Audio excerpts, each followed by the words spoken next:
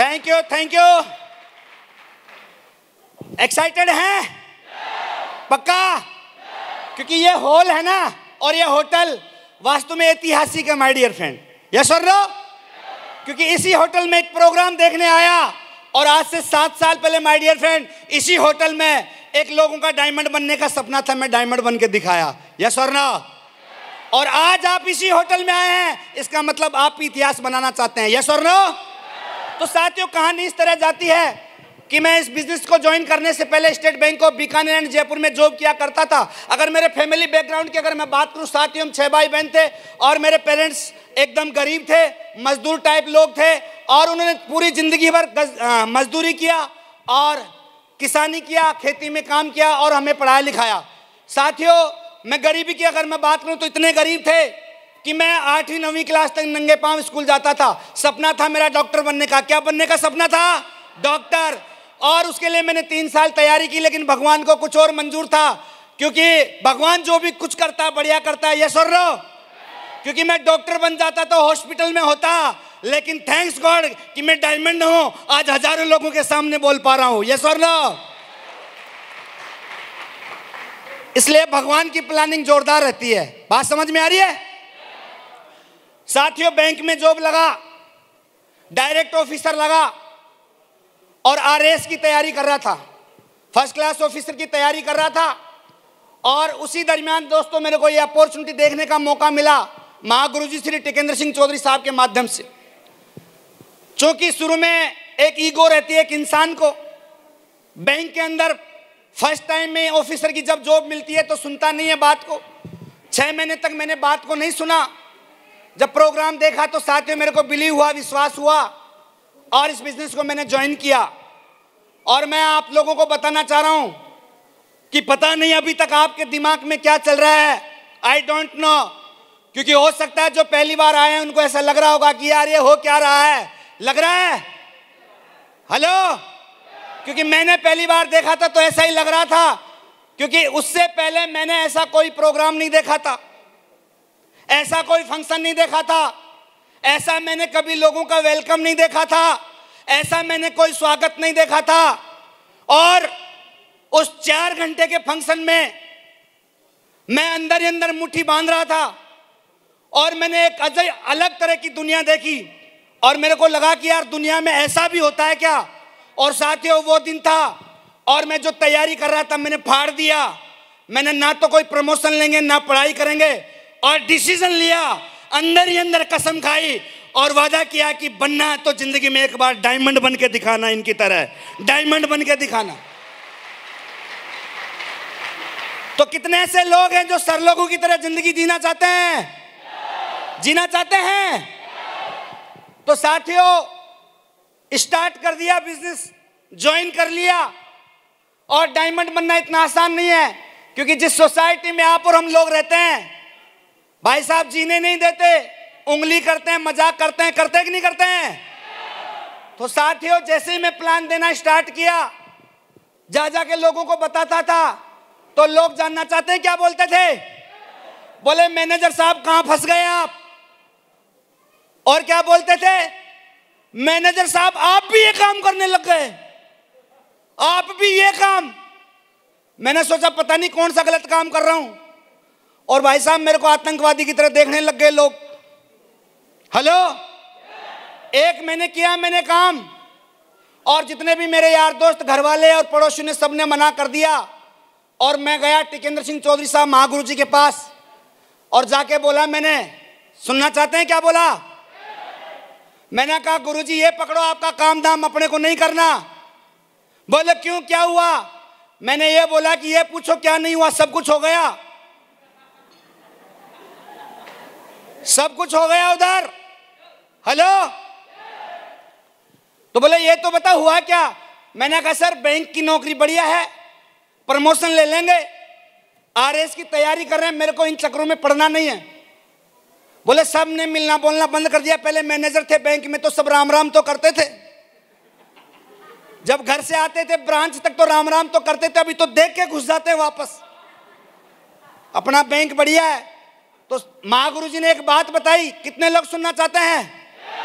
और उस एक लाइन ने मेरी जिंदगी बदल दी साथियों। वो एक लाइन मेरे दिल में घर कर गई। और इन्होंने बोले ताराचंद जी, करना ना करना आपकी बात है, पर एक बात बोलता हूं, ये दुनिया का उसूल है। मैंने कहा क्या है गुरुजी बताओ। बोला ऐसा बोला जाता है, इस दुनिया में जिस जिस पे ये जगह है, इतिहास उसी ने रचा है। यस और नो? तो लोग पागल बोलेंगे, सुनने के लिए तैयार हैं? और मेरे को लगता है कि पागल बनना पड़ता है। और जो सही है वही पागल है, और जो पागल है वही सही है। यस और नो? पागल आदमी सही है, ये बात समझ लो आप। तो साथ ही उस बात को पकड़ा, डिसीजन लिया और काम किया, और ये सारे अचीवमेंट लिए। फिर जब बात आती है पढ़े लिखे लोग, मेरे को क्या बोला, जितने मेरे साथी लोग हैं सुनना, बोले ताराचंद जी यार ये गांव के आधे टेढ़े लोगों का काम है। We are professionals, we are CA, we are software engineer, we are bankers. ये हम लोगों का काम नहीं है, गांव के अनपढ़ आधे टेढ़े लोगों का काम है। लेकिन साथियों ये बिजनेस मैंने देखा था, ये डायमंडशिप मैंने देखा था, ये महागुरु जी लोगों को मैंने सुना था, इस सिस्टम की एजुकेशन मैंने ली थी, ये अपलाइन का आशीर्वाद मैंने लिया था। और जब जब ऐसा आता मैं उनसे मिलता और मोटिवेट होता और काम करता। और साथियों आज मैं बताना चाहूंगा, जो मेरा लोग बोलते थे ना, मजाक उड़ाते थे ना कि ताराचंद जी वी आर प्रोफेशनल, सुनना चाहेंगे उनका हाल क्या है?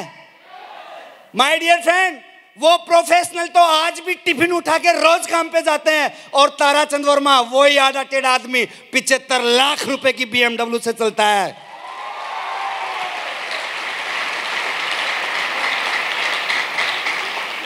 वो कल मंडे है, कल रोज काम पे जाएंगे 8:30 बजे टिफिन उठा के।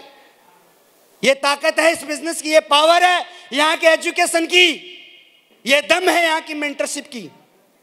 हेलो, बहुत सारे अचीवमेंट लिए साथियों, देश विदेश गया। एक छोटी सी 50 लोगों की बस्ती में रहने वाला ताराचंद वर्मा, जिसने चील गाड़ी को कभी देखा नहीं था, 6 से 7 कंट्री के अंदर जाने का मौका मिला। मतलब हर दिन नया इतिहास, हर दिन नया स्टोरी, हर दिन कहानी यहाँ पे लिखते हैं साथियों। और मैं बताना चाहूंगा, और उस चीज को करने के लिए जिगरा चाहिए, दम चाहिए। कितने लोग सुनना चाहते हैं? यहाँ का यूपी का तो मेरे को मालूम नहीं है, अभी राजस्थान के अंदर 26 तारीख को एक एग्जाम लगा था टीचर का, 26 लाख लोगों ने दिया था। तारीख थी 26 लाख लोगों ने एग्जाम दिया था टीचर बनने का। एक लोगों का ड्रीम होता, सपना होता है, किस बात का? नौकरी लगने का होता है। लोगों का ऐसा होता है कि चपरासी बन जाऊं लेकिन एक बार सरकारी नौकरी लग जाऊं। लेकिन साथियों, जिस नौकरी को पाने के लिए लोग तरसते हैं, तड़पते हैं, दिन रात मेहनत करते हैं, माय डियर फ्रेंड, मैं बताना चाहूंगा इस बिजनेस की दम, इस सिस्टम की ताकत, नेटवर्क मार्केटिंग की पावर बताना चाहूंगा माय डियर फ्रेंड। यहां पे वो दम मिलती है जहां दुनिया के किसी भी जगह पे नहीं मिलती, क्योंकि दुनिया वाले जान निकालते हैं और हमारा बिजनेस लोगों में जान डालता है माय डियर फ्रेंड, जान डालता है। तो मेरे के अंदर भी जान डाली गई और ताकत आई। और बताना चाहता हूं, जिस नौकरी के लिए लोगों का सपना होता है, उसी नौकरी को 2012 में रिजाइन करके as a full time career जिंदगी लगा के काम कर रहा हूं। मैं आपसे पूछना चाहूंगा, एक बार सोच के देखो, लगना कितना मुश्किल है तो छोड़ने में कितना दम चाहिए होगा। कल्पना तो करके देखो, वो जो लाइन में लगते हैं ना साहब, फिजिकल टेस्ट देने, इंटरव्यू देने, और 2-2, 4-4 नंबरों से रह जाते हैं। हमने तो एक झटके में छोड़ दिया। वो दम कहां से मिली? कहां से मिले? यहां से मिली, सक्सेस सपोर्ट सिस्टम से मिली, दुनिया की सबसे बेहतरीन एजुकेशन से मिली, जो केवल मात्र यहां मिलती है और कहीं मिलती नहीं है। ऐसा और ना? एकदम जिंदगी बदल दिया। सोचा नहीं था कभी सपनों में कि ऐसा जिंदगी बन जाएगा। ऐसे बड़े बड़े 5 स्टार होटल्स में रहना और बड़ी बड़ी सोसाइटी में रहना। गांव में हमारा कच्चा घर था। अभी मैं जिस सोसाइटी में रहता हूं, रॉयल ग्रीन सोसाइटी, बहुत ही जबरदस्त। दोस्तों, इसी बिजनेस से 85 लाख रुपए का परचेज किया मैंने माय डियर फ्रेंड। और सबसे बड़ी खास बात बताता हूँ वहाँ रहने की। सबसे पहली बात तो उस सोसाइटी का सबसे बड़ा कोई गाड़ी चलाता है ना, कम से कम भी 1000 फैमिली रहती हैं, 1000 फैमिली, और लोग तो 5-7 हज़ार रहते हैं, लेकिन 1000 फैमिली में अगर सबसे बड़ा कोई गाड़ी चलाता ना तो वो ताराचंद वर्मा चलाता है, माय डियर फ्रेंड। सोसाइटी का आनंद इसलिए आता है, सब लोग मंडे को भग जाते हैं काम पे, नौकरी पे, ड्यूटी पे, और हम टाइम फ्रीडम में साहब हम पूरा सोसाइटी की जितनी भी एनिमिटीज है ना उनका आनंद लेते हैं माय डियर फ्रेंड वहां पे, क्योंकि हम अकेले रहते हैं, सब भग जाते हैं। बात समझ में आ रही है? तो साथियों ऐसे बहुत सारी चीजें हुई जिंदगी में और लगातार चल रही हैं, और ये तो कुछ नहीं है, ये तो झांकी है, अभी जिंदगी में बहुत कुछ होना बाकी है। राइट बात है कि नहीं है? तो डिसीजन लेना पड़ता है साथियों। सबसे बढ़िया काम एक ही हुआ मेरी जिंदगी में, मैंने पहली बार में डिसीजन लिया, पहली बार में ही फैसला लिया। बहुत सारे लोग सोचते रह जाते हैं कि सोच के बताएंगे, सोच के करेंगे। एक छोटी सी बात बताता हूं आप लोगों को, सुनना चाहेंगे? एक बार एक लड़की को एक लड़के से प्यार था, आपस में बहुत मोहब्बत करते थे। लड़का बोला कि मैं शादी करना चाहता हूं, तो लड़की ने बोला मेरे पापा से बात कर लो। तो लड़का गया, बोला अंकल जी मैं आपकी बेटी से बहुत प्यार करता हूं, शादी करना चाहता हूं। तो बोले कर ले, एक शर्त है, एक शर्त है, बस उस शर्त को पूरा कर दे शादी हो जाएगी। बोले क्या शर्त है? बोले कुछ नहीं है, हमारा जो बाड़ा है ना उसमें सांड, सांड जानते हो, सांड बैल,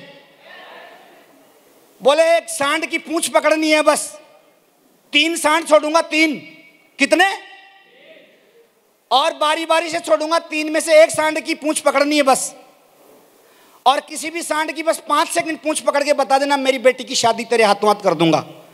बोले सांड की पूंछ की बात है, इसके लिए तो मैं कुछ भी कर सकता हूं, कुछ भी पकड़ सकते हैं। अगले दिन हुआ, सांड छोड़ा गया, पहला सांड छोड़ते ही एकदम बड़े बड़े सिंगों वाला खतरनाक धुआंधार। वो बोलता है यार पहली बारी में क्यों पंगा लेते हैं, अभी 2 और बच रहे हैं। दूसरा छोड़ा गया, दूसरा उसका भी बाप, उससे भी खतरनाक पहने पहने सिंह। बोले अब लास्ट वाले पे मौका लेंगे एकदम, उसका क्या करेंगे। 2 चले गए, अब आखिरी, अब सोच लिया, तैयारी कर लिया भाई अब तो पकड़ना ही है, नहीं तो शादी होने वाली नहीं। चलो जी छोड़ो तीसरा सांड छोड़ा गया, पता चला सांड के पूंछ ही नहीं थी, बिना सांड वाला पूंछ था।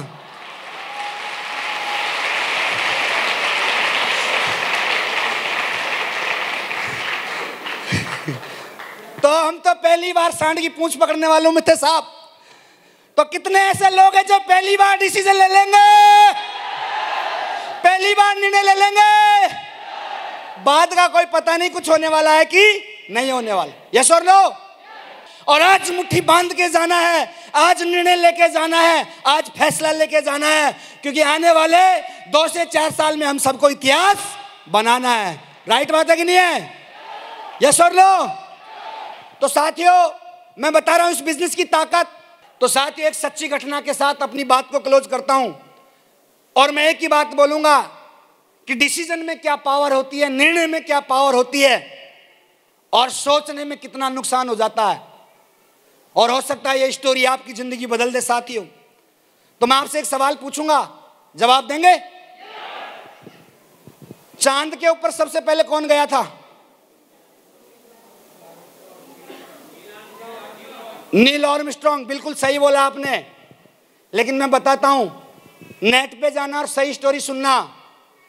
नील आर्मस्ट्रांग ने पहला कदम रखा था, लेकिन उस मिशन के लिए एक मैन आदमी था जिसको तैयार किया, जिसका नाम था Buzz Alvin Aldrin. Buzz Aldrin, Neil Armstrong को उसको को पायलट के रूप में भेजा गया था साथ देने के लिए। घटना है 20 जुलाई 1969, 20 जुलाई 1969। अभी देखो क्या होता है, चांद के ऊपर उनका यान उतर जाता है, नीचे से SMS आता, संदेश आता है बुज एल्ड्रिन के पास कि सर आप उतरिए और चांद की जमीन पे अपना कदम रखिए।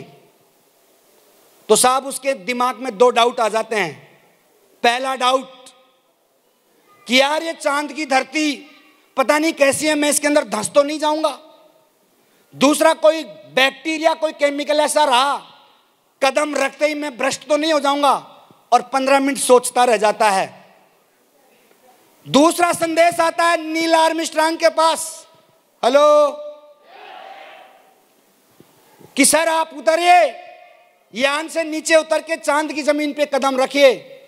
और Neil Armstrong my dear friend बिना सोचे, जैसे ही संदेश आया, बिना सोचे समझे चांद की जमीन पे कदम रख देता है, और ये पूरी दुनिया में इतिहास बन जाता है। इस चांद की धरती पे सबसे पहले कदम रखने वाला कौन बना? Neil Armstrong. आज मैं आपसे पूछता हूं, बुज एल्ड्रिन को कितने लोग जानते हैं? जानते हैं? क्यों नहीं जानते? सोचने में टाइम लगा दिया, कंफ्यूज हो गए इतनी दूर जाने के बाद। लेकिन माय डियर फ्रेंड, यहां पे भी लोग ऐसा ही करते हैं। जो लोग डिसीजन लेते हैं, जो लोग निर्णय लेते हैं, और जो लोग फैसला लेते हैं, वही लोग इस दुनिया में इतिहास बनाते हैं माय डियर फ्रेंड, इतिहास बनाते हैं। तो साथियों, आज का दिन इतिहास देखने का है, इतिहास बनाने का। यस और नो? कुछ भी हो जाए, एक बार तो जिंदगी में डायमंड बनके दिखाना है। तो दोस्तों, बहुत बहुत धन्यवाद। Thank you very much. Wish you all the best. Love you all. God bless you and God Diamond.